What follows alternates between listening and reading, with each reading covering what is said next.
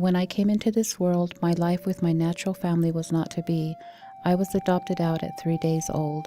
My adopted mom told me my mom, Irene, and her sister, my Aunt Juanita, stood at the curb outside of the hospital, holding each other and crying as my new adopted family and I in the back cubby of their Volkswagen drove away. I believe I took with me her sadness and sense of loss. I never knew I was any different till about the age 6 or 7 when the other kids would tease me about my white mom and dad and tell me I was not one of them. When I was 9 years old, my mom, Irene, called me from the prison, and from that moment on, I just knew she was coming back for me. All the rebellion and destructive behavior began. I hurt the only parents I ever knew who stood by me through all my wreckage. I hurt inside to know this, yet their pure love for me is so evident and bittersweet. My mom, Irene, never did come back for me. Instead, she faded in and out like a ghost. My hopes rose and fell, then slowly, deeply turned into anger. I kept seeking her out, reaching out to her side of the family, asking and wanting to know who she was, only to be called early one morning by one of my sisters and told she was in Denver and not expected to live. She died of cirrhosis at the age of 49. I am 49 this year, and I want to let go of all the sorrows and anger I've carried with me for so long. Today I look back and realize in my own way I have only relived and repeated the very things that I was so angry with her about.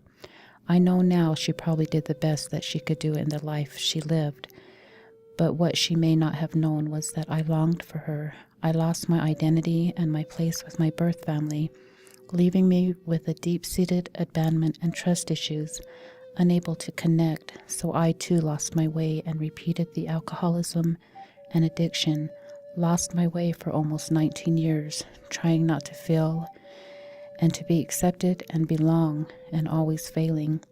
I too abandoned my own precious children, only to realize later I broke the very bond with my own as she did me.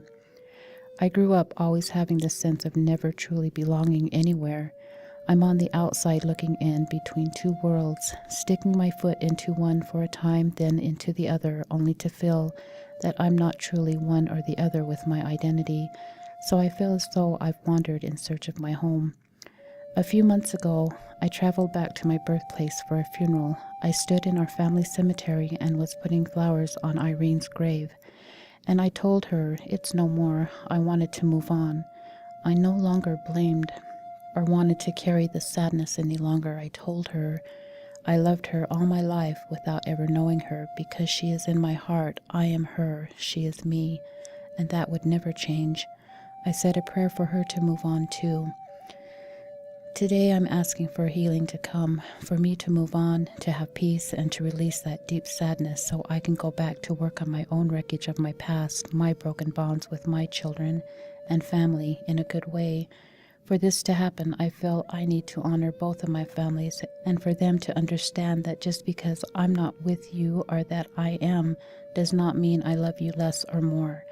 I'm just loving and wanting to truly be a part of you in spirit and soul. To forgive myself, I know I have the right to say I am a Native woman, a survivor, walking my life clean and sober in recovery. It was only through hitting bottom and surrendering to recovery that getting honest about how much I was affected and how my anger turned inside out and left me feeling empty and alone. Always that sense of loss that I turned to the Creator with my heart open, that I was able to feel good about myself and find the acceptance of my past, my present, and finally to have the hope for my future. Today I accept that all things are as they should be. I'm visualizing my two worlds merging together, becoming one bright ray of healing, touching all that was broken, and both my families know they are loved, and that I need and want them both in my life. In this way, I too am honoring my own spirit.